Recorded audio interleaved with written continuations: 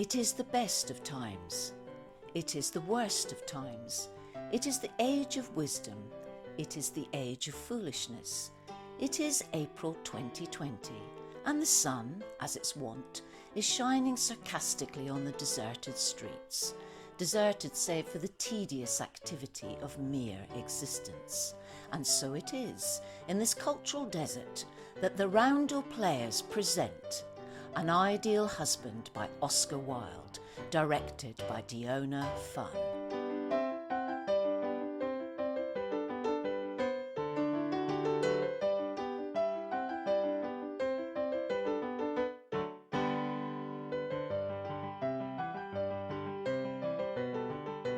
It is 1895. We are at the house of Sir Robert Chiltern in London's fashionable Grosvenor Square. Sir Robert and Lady Gertrude Chiltern are hosting a party. Going on to the Portlocks tonight, Olivia. I suppose so. Are you? Yes, horribly tedious parties they give, don't they? Oh, horribly tedious. Never know why I go. Never know why I go anywhere. I come here to be educated. Oh, I hate being educated. Oh, so do I. It puts one almost on a level with the commercial classes, doesn't it?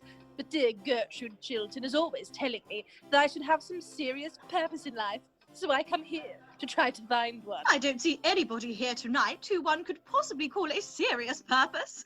The man who took me into dinner talked to me about his wife the whole time. How very trivial of him. Terribly trivial. What did your man talk about? About myself. And were you interested? Not in the smallest degree. What martyrs we are, dear Margaret. And how well it becomes us, Olivia. Mr. and Lady Jane Barford, Lord Caversham. Good evening, Lady Chiltern. Has my good-for-nothing young son been here? No, Lord Caversham. I don't think he's arrived yet. Thank you. Lord Caversham has been overheard by Lady Chiltern's sister, Mabel. Why do you call Lord Goring good for nothing? Because he leads such an idle life. How can you say such a thing? Why, Lord Goring rides in the Row at 10 o'clock in the morning, he goes to the opera 3 times a week, changes his clothes at least 5 times a day, and dines out every night of the season. You don't call that leading an idle life, do you? You are a very charming young lady. How sweet of you to say that, Lord Caversham. Do come to us more often. The Earl of Kettridge and Lady Kettridge. My dear, I never go anywhere now. Sick of London society. Shouldn't mind being introduced to my own tailor. He always votes on the right side. But objects strongly to being sent down to dinner with my wife's milliner. Never could stand Lady Caversham's bonnets. Oh, I love London society. I think it has immensely improved. It is entirely composed now of beautiful idiots and brilliant lunatics. Just what society should be. And which is my son? Beautiful idiot or the other thing? I have been obliged for the moment to put Lord Goring into a class quite by himself. But he is developing charmingly. Into what? Well, I hope to let you know very soon, Lord Caversham. Lady Markby, Mrs. Cheveley. Good evening, dear Gertrude. Oh, so kind of you to let me bring my friend, Mrs. Cheveley. 2 such charming women should know each other. I think Mrs. Cheveley and I have met before. I did not know she had married a second time. Ah, nowadays people marry as often as they can, don't they? It is most fashionable. Dear Lady Basildon, how is Lord Basildon? Brain still weak, I suppose. But have we really met before, Lady Chiltern? I can't remember where, but I've been out of England for so long. We were at school together, Mrs. Cheveley. Indeed. I have forgotten all about my school days. I have a vague impression that they were detestable. I'm not surprised. Do you know, I am quite looking forward to meeting your clever husband, Lady Chiltern. Since he has been at the Foreign Office, he has been so much talked of in Vienna. I hardly think there will be much in common between you and my husband, Mrs. Cheveley. Ah, chère madame, quelle surprise! I have not seen you since Berlin.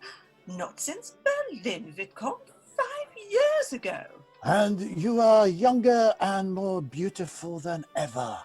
How do you manage it? By making it a rule only to talk to perfectly charming people like yourself. Ah, madame, you flatter me, you butter me, as they say here. Do they say that here? How dreadful of them. Yes, they have a wonderful language. It should be more widely known. And Sir Robert Chiltern MP joins his own party. Good evening, Lady Markby.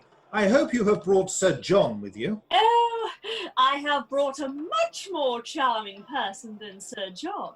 Sir John's temper, since he has taken seriously to politics, has become quite unbearable. Really, now that the House of Commons is trying to become useful, it does a great deal of harm. I hope not, Lady Markby. At any rate, we do our best to waste the public time, don't we? But who is this charming person you have been kind enough to bring to us? Her name is Mrs. Chively, one of the Dorsetshire Chivleys, I suppose. But I really don't know.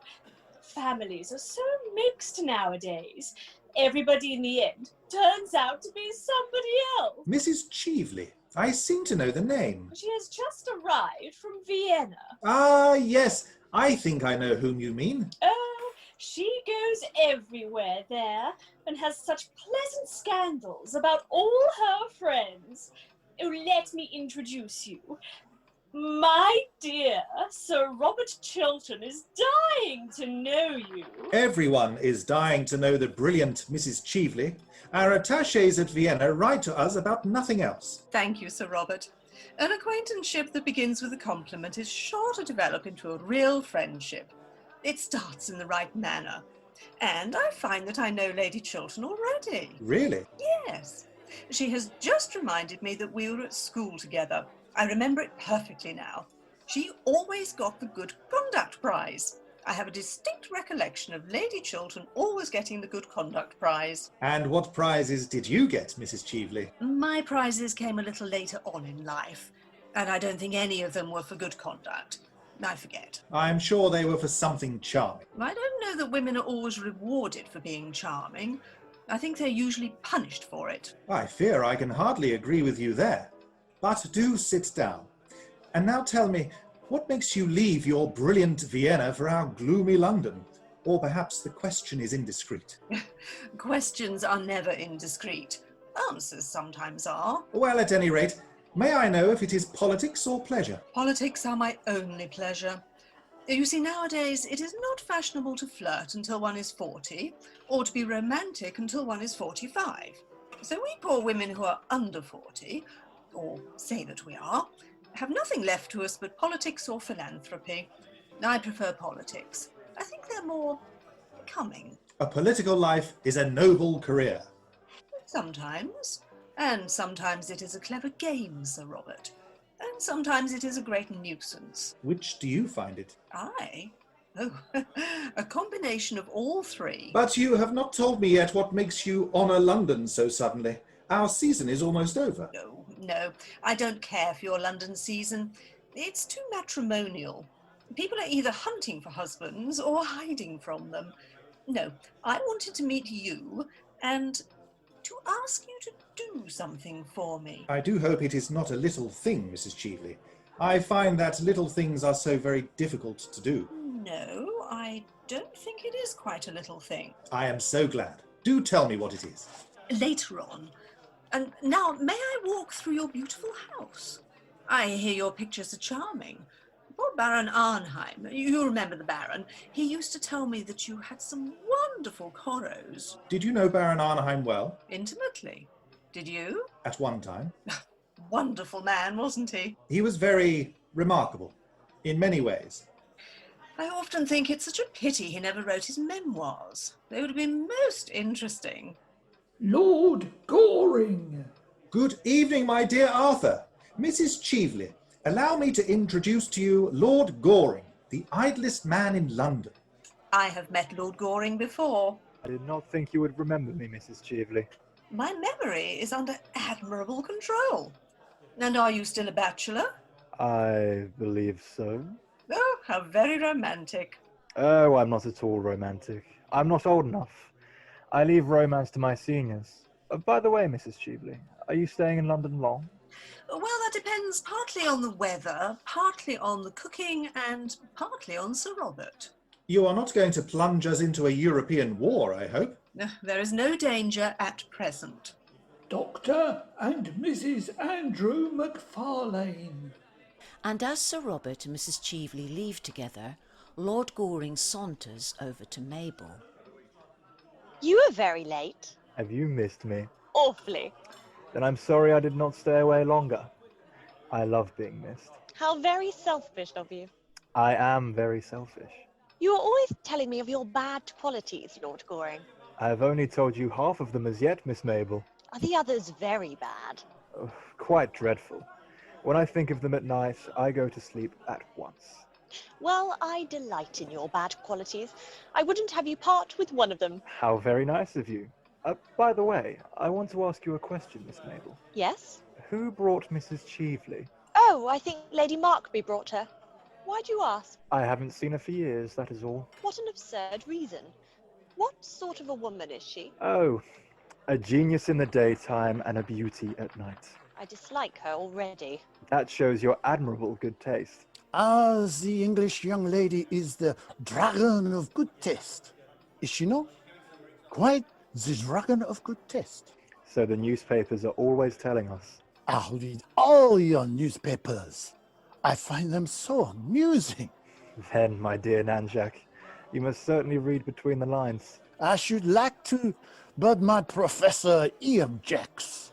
May I have the pleasure of escorting you to the music room, mademoiselle?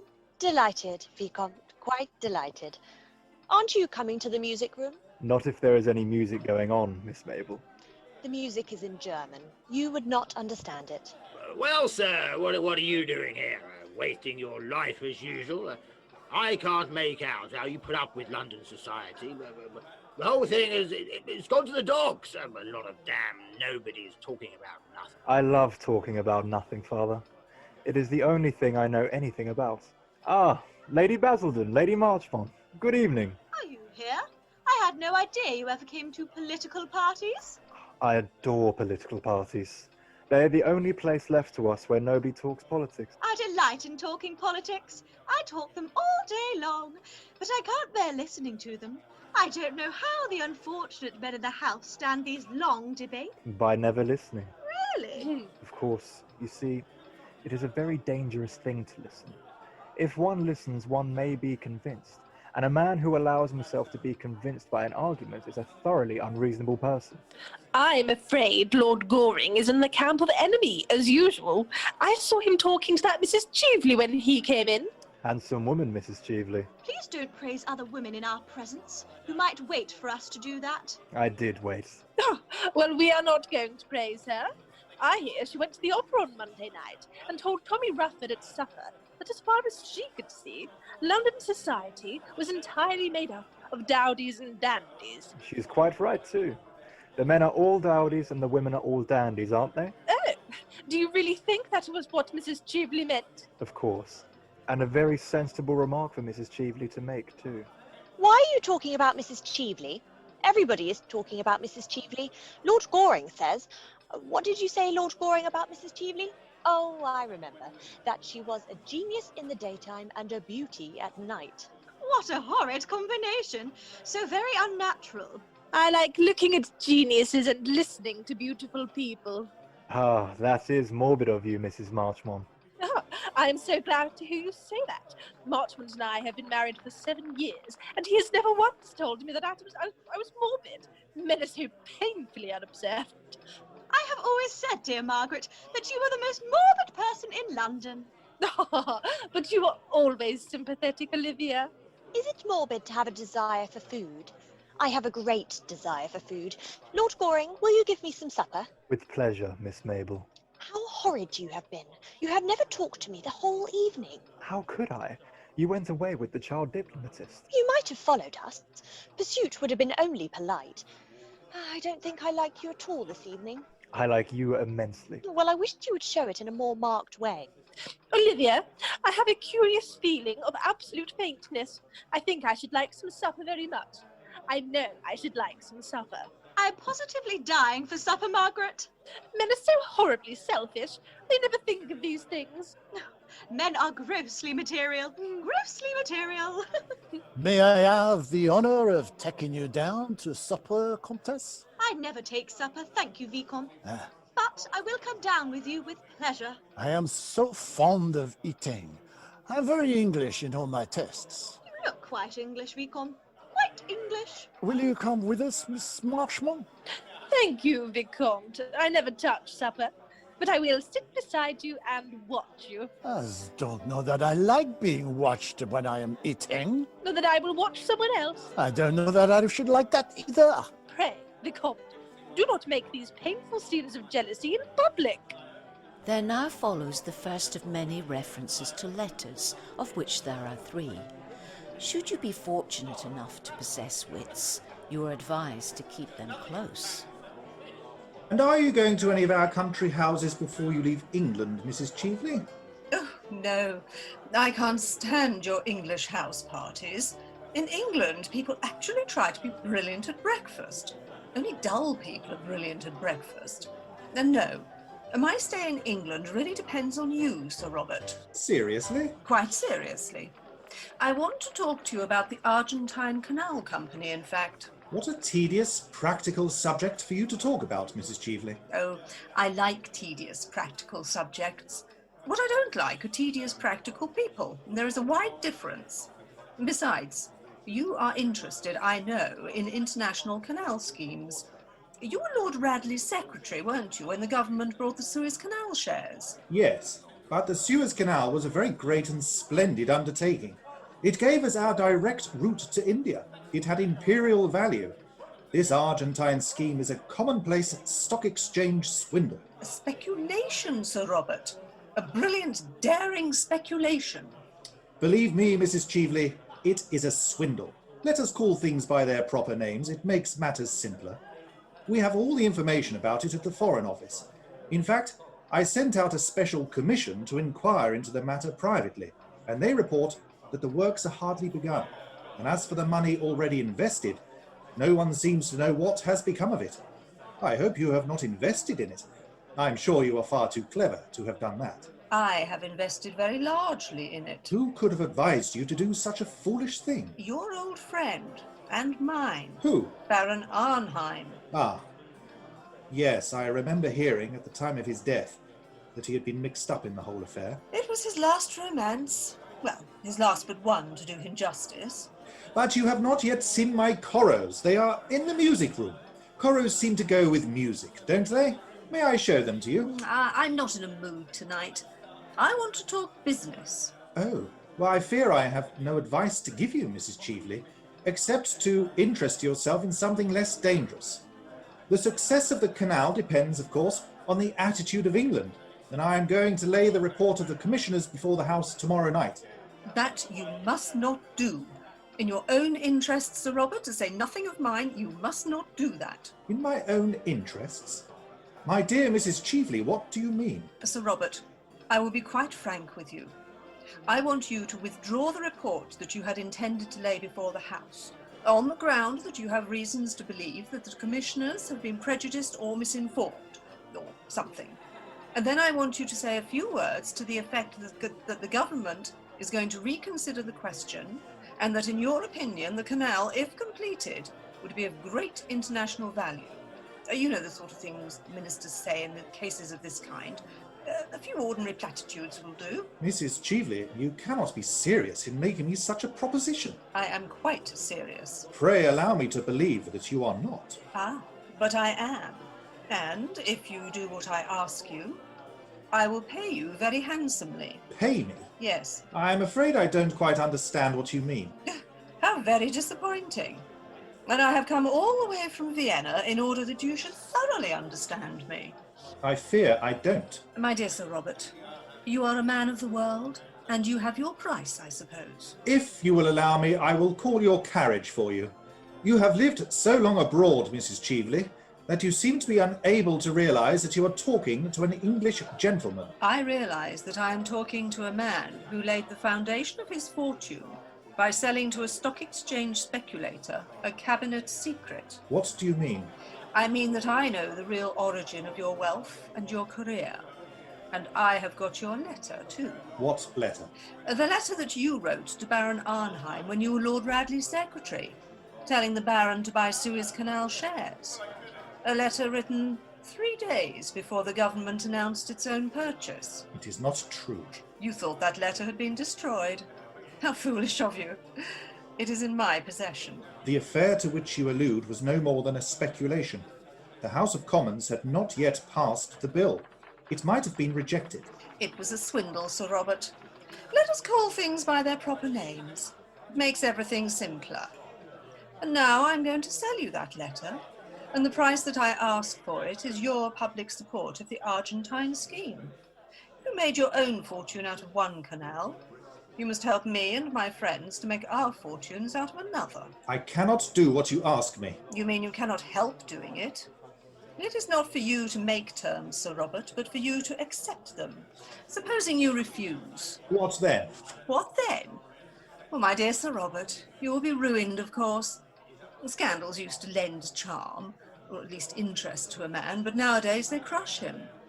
And this is a very nasty scandal. You would never survive it. You would be hounded out of public office. And besides, Sir Robert, why should you sacrifice your entire future rather than deal diplomatically with your enemy? For the moment, I am your enemy. I admit it.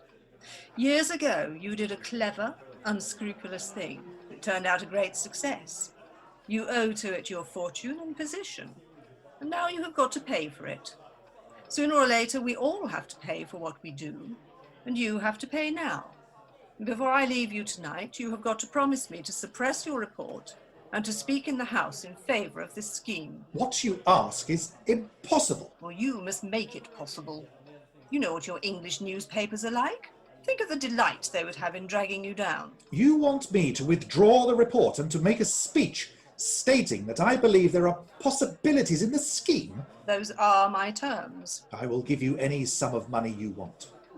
Even you are not rich enough, Sir Robert, to buy back your past. I will not do what you ask me. I will not. You have to. If you don't... Wait a moment.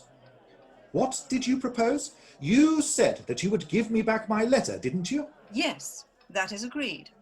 I will be in the ladies' gallery tomorrow night at 11:30. If by that time you have made your speech in the terms that I wish, then I will hand you back your letter with the prettiest thanks and the best, or at any rate the most suitable compliment I can think of. I intend to play quite fairly with you. One should always play fairly when one has the winning cards. The Baron taught me that, amongst other things. You must let me have time to consider your proposal. No, you must settle now. I have to telegraph Vienna tonight. My God, what brought you into my life? Circumstances. Don't go. I consent. The report shall be withdrawn. I will arrange for a question to be put to me on the subject. Thank you. I knew we should come to an amicable agreement. I understood your nature from the first. And now you can get my carriage for me, Sir Robert. I see the people coming up from supper, and Englishmen always get romantic after a meal, and that bores me dreadfully. Well, dear Mrs. Cheveley, I hope you have enjoyed yourself. Sir Robert is most entertaining, is he not? Most entertaining. And I've enjoyed my talk with him immensely. He has had a very interesting and brilliant career, and he has married a most admirable wife. I am a little too old now myself to trouble about setting a good example, but I always admire people who do. Now I must go, dear. Shall I call for you tomorrow? Thanks. Good night, dear. Good night, Gertrude. What a charming house you have, Lady Chiltern. I have spent a delightful evening. It has been so interesting getting to know your husband. Why did you wish to meet my husband, Mrs. Cheveley? Oh, I wanted to interest him in this Argentine canal scheme, which I dare say you have heard. And I found him most susceptible. Susceptible to reason, I mean. I convinced him in 10 minutes. He's going to make a speech in the House tomorrow night in favour of the idea. We must go to the ladies' gallery and hear him. It will be a great occasion. There must be some mistake. That scheme could never have my husband's support. Oh, I assure you it's all settled. And I don't regret my tedious journey from Vienna now. It has been a great success. But of course, for the next 24 hours, the whole thing is a dead secret. A secret? Between whom? Between your husband and myself. Your carriage is here, Mrs. Cheveley. Thanks. Good evening, Lady Chiltern. Good night, Lord Goring. I'm at Claridge's. Don't you think you might leave a card? If you wish it, Mrs. Cheveley. No, don't be so solemn about it, or I shall be obliged to leave a card on you. Sir Robert, will you take me to my carriage? Now that we both have the same interests at heart, we shall be the best of friends. What a horrid woman. Miss Mabel, you should go to bed. Lord Goring. My father told me to go to bed half an hour ago. I don't see why I shouldn't give you the same advice. I always pass on good advice. It is the only thing to do with it. It is never of any use to one's health. Lord Goring, you are always ordering me out of the room. I think it most courageous of you, especially as I'm not going to bed for hours. You can come and sit down and talk to me if you like. Oh, what's this? I wonder who dropped it. What a beautiful brooch. It is a bracelet. It isn't a bracelet, it's a brooch. It can be used as a bracelet. What are you doing? Miss Mabel, I'm going to make a rather strange request to you. Oh, pray do. I've been waiting for it all the evening. Don't mention to anybody that I have taken charge of this brooch, and if anyone should claim it, let me know at once. That is a strange request. Well, you see, I gave this brooch to somebody once, many years ago. You did? Yes. Well, I shall certainly bid you good night. Good night, Gertrude. Good night, my dear. Did you see whom Lady Markby brought here tonight? Yes. It was an unpleasant surprise. What did she come here for? Apparently to try and lure Robert to uphold some fraudulent scheme in which she is interested. I fancy she came to grief if she tried to lure Robert into her coils. It is extraordinary what astounding mistakes clever women make. I don't call women of that kind clever. I call them stupid. Same thing often. Good night, Lady Chiltern. Good night. My dear Arthur, you are not going? Do stop a little. I want to talk to you. Afraid I can't, thanks. I've promised to look in at the Hartlockses. I believe they've got a mauve Hungarian band that plays mauve Hungarian music. I'll see you tomorrow. Goodbye. The party is drawing to a close. How beautiful you look tonight, Gertrude. Robert, it is not true, is it? You're not going to lend your support to this Argentine speculation? Who told you I intended to do so? That woman who has just gone out, Mrs. Cheveley as she calls herself now. She seemed to taunt me with it. Robert, I know this woman. We were at school together. I despised her. She was sent away for being a thief. Mrs. Cheveley may have changed since then. No one should be entirely judged by their past. One's past is what one is. It is the only way by which people should be judged. That is a hard saying, Gertrude. It is a true saying, Robert. And what does she mean by boasting that she had got you to lend your support to a thing I have heard you describe as the most dishonest and fraudulent scheme? I was mistaken in the view I took. We all may make mistakes. But, Robert, you told me yesterday that you had received the report from the Commission, and that it entirely condemned the whole thing. I have reason now to believe that the Commission was prejudiced, or at any rate, misinformed. Robert, are you telling me the whole truth? Why do you ask me such a question? Why do you not answer it? Gertrude, truth is a very complex thing, and politics is a very complex business. There are wheels within wheels. One may be under certain obligations to people that one must pay. Sooner or later in political life, one has to compromise. Everyone does. Compromise? Robert, you? It is necessary. Vitally necessary. It can never be necessary to do what is not honourable. Robert, to the world as to myself, you have been an ideal. Always. We women worship when we love. Don't kill my love for you. Don't kill that. Is there in your life any secret dishonour or disgrace? Tell me at once that... That what? That our lives may drift apart. Drift apart? It would be better for us both. Gertrude, There is nothing in my past life that you might not know. Oh, I was sure of it, Robert. But why did you say those dreadful things? They are so unlike your real self. Let us talk no more of the matter. You will write at once to Mrs. Cheveley, won't you, and tell her that you cannot support this scheme of hers. If you have given her any promise, then you must take it back. Now. Now? This moment. But it's so late. That makes no matter. Right here. She must know at once that she has been mistaken in you, and that you are not a man to do anything base or underhand or dishonourable. Right here, Robert. Write that you decline to support this scheme of hers, as you hold it to be a dishonest scheme. Yes, write the word dishonest. She knows what that word means. Yes, that will do. And now the envelope? Have this letter sent at once to Claridge's Hotel. There is no answer. Yes, my lady. Oh, Robert, I feel tonight that I have saved you from something. You have brought into the political life of our time a nobler atmosphere. I know it. And for that, I love you. Love me always, Gertrude. Love me always. I will love you always, because you will always be worthy of my love. We needs must love the highest when we see it.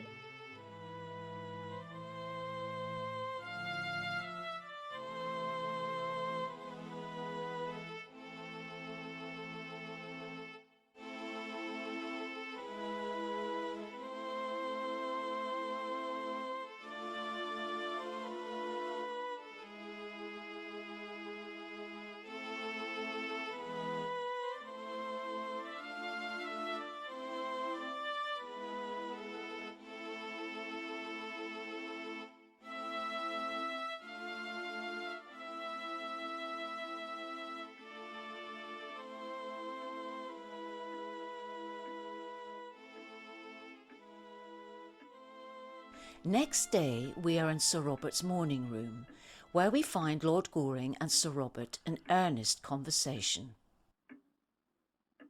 My dear Robert, it's a very awkward business. Very awkward indeed. You should have told your wife the whole thing. No man should have a secret from his own wife. She invariably finds it out. Arthur, I couldn't tell my wife. I would have lost the love of the one woman in the world I worship. She would have turned from me in horror and in contempt. And after all, whom did I wrong by what I did? No one. Except yourself, Robert. Oh, Arthur, I was 22 at the time. Do you think it fair that a man's whole career should be ruined for a fault done in his boyhood almost? Life is never fair, Robert. And perhaps for most of us it is just as well that it is not. I had the double misfortune of being well-born and poor. Two unforgivable things nowadays. Every man of ambition has to fight his century with its own weapons. What this century worships is wealth. The god of this century is wealth. At all costs, one must have wealth. You could have succeeded just as well without it. When I was old, perhaps. I wanted my success when I was young. I couldn't wait. Robert, how could you have sold yourself for money? I bought success at a great price, that is all. But what first made you think of doing such a thing? Baron Arnheim. Damned scoundrel. No. He was a man of culture, charm and distinction. One of the most intellectual men I have ever met. Ah, I prefer a gentlemanly fool any day. There is more to be said for stupidity than people imagine. But how did he do it? One night, after dinner at Lord Radley's, the Baron began talking about success in modern life. With that wonderfully fascinating, quiet voice of his, he expounded to us the most terrible of all philosophies, the philosophy of power. Luxury, he said, was only a background, and power over other men, power over the world, was the supreme pleasure, the one joy one never tired of, and only the rich possessed it. I think he saw the effect that he had produced on me. When I was going away, he said that if I ever would give him any private information of real value, he would make me a very rich man. I was dazed at the prospect he held out to me. 6 weeks later, certain private documents passed through my hands. State documents? Yes. Oh, my dear Robert. I had no idea that you could have been so weak. Weak? Oh, I'm sick of hearing that phrase. Do you really think, Arthur, that it is weakness that yields to temptation? I tell you that there are terrible temptations that require a terrible strength to yield to. I had that strength. I sat down the same afternoon and wrote Baron Arnheim the letter this woman now holds.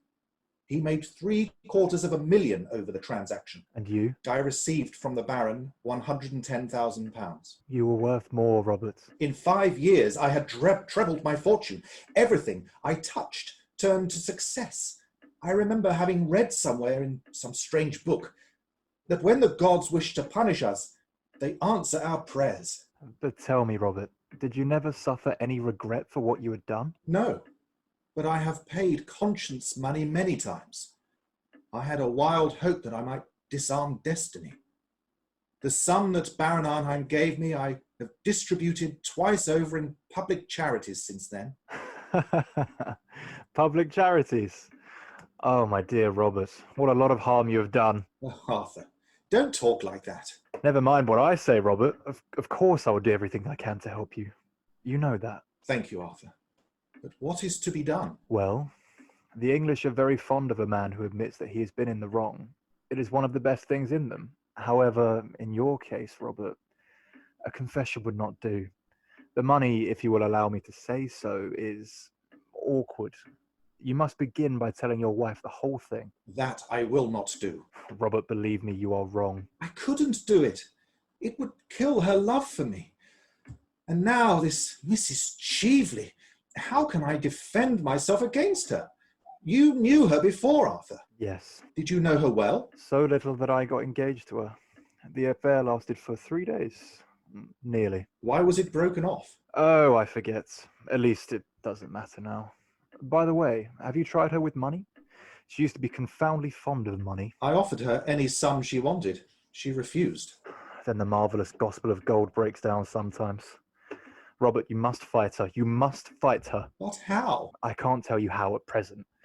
I haven't the slightest idea, but everyone has some weak points. There is some flaw in each one of us. My father tells me that even I have faults. Perhaps I have, I don't know. Well, I shall send a cipher telegram to the embassy at Vienna to inquire if there is anything known against her. There may be some secret scandal she might be afraid of. Oh, I should fancy Mrs. Cheveley is one of those very modern women of our time who find a new scandal as becoming as a new bonnet, and air them both in the park every afternoon at 5:30. I'm sure she adores scandals, and that the sorrow of her life at present is that she can't manage to have enough of them. Why do you say that? Well, she wore far too much rouge last night, and not quite enough clothes. That is always a sign of despair in women. But it is worthwhile my wiring to Vienna, is it not? It is always worthwhile asking a question, though it is not always worthwhile answering one. Is Mr. Trafford in his room? Yes, Sir Robert. Tell him to have this sent off in cipher at once. There must not be a moment's delay. Yes, Sir Robert. She must have had some curious hold over Baron Arnheim. I wonder what it was. I wonder. Good afternoon, Lord Goring. Good afternoon, Lady Chiltern. Have you been in the park? No, I've just come from the Women's Liberal Association, where, by the way, Robert, your name was received with loud applause. And now I have come in to have my tea. You will wait and have some tea, won't you? I'll wait for a short time, thanks. I will be back in a moment. I'm only going to take my hat off. Oh, please don't. It is so pretty. One of the prettiest hats I ever saw. I hope the Women's Liberal Association received it with loud applause. We have much more important work to do than look at each other's bonnets, Lord Goring. You have been a good friend to me, Arthur. You have enabled me to tell you the truth. That is something. Ah, the truth is something I always get rid of as quickly as possible. This truth has always stifled me. I'll see you again, Arthur, shan't I? Certainly. Whenever you like. Thank you. You're not going, Robert. I have some letters to write, dear. You work too hard, Robert. You are looking so tired. It is nothing, dear. Nothing. Do sit down. I'm so glad you have called. I want to talk to you about, well, not about bonnets, or the Women's Liberal Association. You want to talk to me about Mrs. Cheveley? Yes, you have guessed it. After you left last night, I found out that what she had said was really true. Of course, I made Robert write her a letter at once, withdrawing his promise. So he gave me to understand. To have kept it would have been the first stain on a career that has been stainless always. Robert must be above reproach. He is not like other men. He cannot afford to do what other men do. Don't you agree with me? You are Robert's greatest friend. No one, except myself, knows Robert better than you do. He has no secrets from me, and I don't think he has any from you. He certainly has no secrets from me. At least, I don't think so. Lady Chiltern, I've often thought that perhaps that you were just a little too unbending hard in your views on life. I think that often you don't make sufficient allowances. Supposing, for instance, that any public man, my father, or Lord Merton, or Robert, say, had years ago written some foolish letter to someone. What do you mean by a foolish letter? A letter gravely compromising one's position. I'm only putting an imaginary case. Robert is as incapable of doing a foolish thing as he is of doing a wrong thing. Nobody is incapable of doing a foolish thing, and nobody is incapable of doing a wrong thing. Lady Chiltern, if you are ever in trouble, trust me absolutely, and I will do everything that I can to help. If you want me, ask for my assistance and you shall have it. Lord Goring, you are talking quite seriously. I don't think I ever heard you talk seriously before. You must excuse me, Lady Chiltern. I promise you that I will never let it occur again. But I like you to be serious. Dear Gertrude, don't say such a dreadful thing to Lord Goring. Seriousness would be very unbecoming to him. Good afternoon, Lord Goring. Pray be as trivial as you can. I'm afraid I'm a little out of practice this afternoon, Miss Mabel, and I was on the point of leaving. Just when I have come in? What dreadful manners you have. I am sure you were very badly brought up. I was. I wish I had brought you up. I'm so sorry you didn't. It is too late now, I suppose. I'm not so sure. Will you ride tomorrow morning? Yes, at 10. Don't forget. Of course I shan't. By the way, Lady Chiltern, there is no list of your guests in the Morning Post of today. It has apparently been crowded out by the County Council, or the Lambeth Conference, or something equally boring. Could you let me have a list? I have a particular reason for asking you. I'm sure Mr. Trafford will be able to give you one. Thanks so much. Tommy Trafford is the most useful person in London. And who is the most ornamental? I am. How clever of you to guess it. Goodbye, Lady Chiltern. You will remember what I said to you, won't you? Yes, but I don't know why you said it to me. I hardly know myself. Goodbye, Miss Mabel. Gertrude, I wish you would speak to Tommy Trafford. What has poor Mr. Trafford done this time? Robert says he is the best secretary he has ever had. Well, Tommy has proposed to me again. Tommy really does nothing but propose to me. He proposed to me this morning in broad daylight in front of that dreadful statue of Achilles. Really, the things that go on in front of that work of art are quite appalling. The police should interfere. You see, if he proposed at the top of his voice, I should not mind so much. That might produce some effect on the public. But he does it in this horrid, confidential way, like a doctor. Oh, I wish, Gertrude, you would talk to him and tell him that once a week is quite often enough to propose to anyone, and that it should always be done in a manner that attracts some attention. Dear Mabel, don't talk like that. Besides, Robert thinks very highly of Mr. Trafford. He believes he has a brilliant future before him. Oh, I wouldn't marry a man with a future before him for anything under the sun. Mabel! I know, dear. You married a man with a future, didn't you? But then, you see, my brother was a genius, and you have a noble, self-sacrificing character. Oh, I've got to go round now to Lady Basildon's. You remember, we're having a tableau, don't you? I've got to act the triumph of something, I don't know what. I only hope it will be the triumph of me. Only triumph I'm really interested in at present. Oh, Gertrude, do you know who's coming to see you? That dreadful Mrs. Cheveley in a most lovely gown. Did you ask her? Mrs. Cheveley? Coming to see me? Impossible. I assure you she is crossing the hall as large as life and not nearly so natural. You need not wait, Mabel. Remember, Lady Basildon is expecting you. Oh, yes, I've got to stand on my head for charity, haven't I? Lady Markby, Mrs. Cheveley. Dear Gertrude, we just called to know if Mrs. Cheveley's diamond brooch has been found. Here? Yes. I missed it when I got back to Claridge's, and I thought I might possibly have dropped it here. I've heard nothing about it. but I'll ring for the butler and ask. Oh, pray don't trouble Lady Chiltern. I dare say I lost it at the opera before we came on here. The fact is, we all scramble and jostle so much nowadays that I wonder we have anything at all left on us at the end of an evening. What sort of a brooch was it that you lost, Mrs. Cheveley? A diamond snake brooch with a ruby. A rather large ruby. Has a ruby and diamond brooch been found in any of the rooms this morning, Mason? No, milady. It really is of no consequence, Lady Chiltern. I'm so sorry to have put you to any inconvenience. Oh, it has been no inconvenience. That will do, Mason. You can bring tea. Well, I must say it is most annoying to lose anything. I remember once at Bath, years ago, losing in the pump room an exceedingly handsome cameo bracelet that my husband had given me.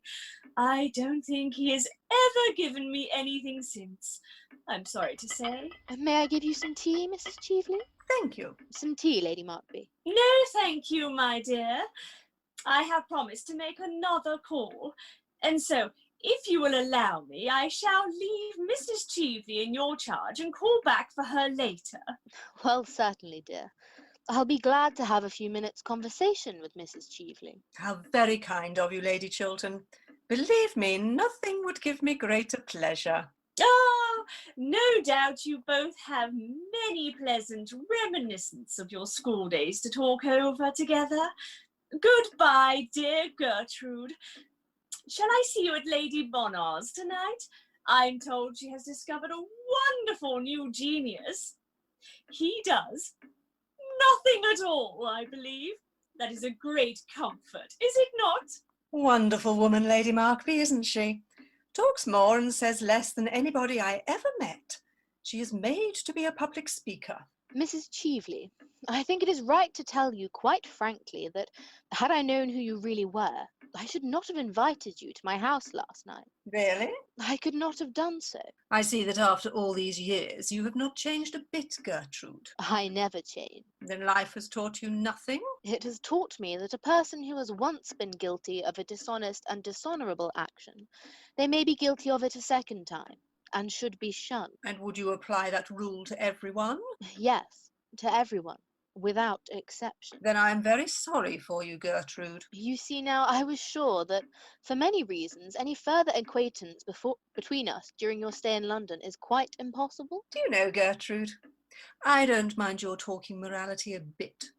Morality is simply the attitude we adopt towards people whom we personally dislike. You dislike me, I'm quite aware of that, and I have always detested you. And yet I have come here today to do you a service. Like the service you wished to render my husband last night, I suppose. Thank heaven I saved him from that. Ah, so it was you that made him write that insolent letter to me. It was you who made him break his promise? Yeah. Then you must make him keep it. I give you until tomorrow morning, no more.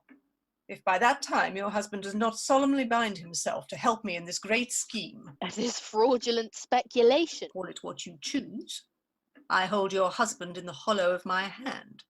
And if you are wise, you will make him do what I tell him. You are impertinent.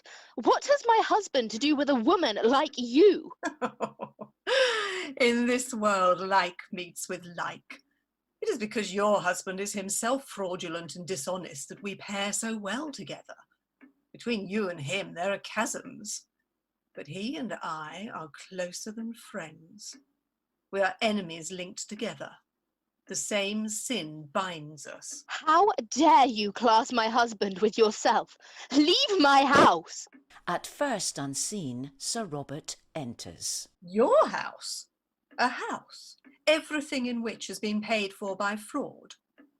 Ask him what the origin of his fortune is. Get him to tell you how he sold a stockbroker a cabinet secret. Learn from him to what you owe your position. It is not true. Robert, it is not true. Look at him. Can he deny it? Go. Go at once. I have not finished yet with you, with either of you. I give you both until tomorrow at noon. If by then you don't do what I bid you to do, the whole world shall know the origin of Robert Chiltern. Show Mrs. Cheveley out. Yes, Sir Robert. You sold a cabinet secret for money. You began your life with fraud. What this woman said is quite true, but Gertrude, listen to me. Don't come near me. Don't touch me. Gertrude! No, don't speak. Say nothing. And how I worshipped you. You were to me something apart from common life. A thing pure, noble, honest, without stain. The world seemed to me a finer place because you were in it. And now, oh, when I think that I made of a man like you my ideal, the ideal of my life. There was your mistake. Why can't women love us, faults and all? It is not the perfect, but the imperfect who have need of love. It is when we are wounded by our own hands that love should come to cure us. Else, what use is love at all? You made your false idol of me, and I had not the courage to come down, show you my wounds, tell you my weaknesses. I was afraid that I might lose your love, as I have lost it now. And so, last night, you ruined my life for me. What this woman asked of me was nothing compared to what she offered. She offered security, peace, stability. The sin of my youth that I had thought was buried rose up in front of me, hideous, horrible. I could have killed it forever, but you prevented me. No one but you. And now what is there before me but public disgrace, ruin, terrible shame, the mockery of the world? Let women make no more ideals of men, or they will ruin other lives as completely as you whom I have so wildly loved, have ruined mine. As Sir Robert storms from the room, Lady Chiltern, in some distress, tries to follow, but without success.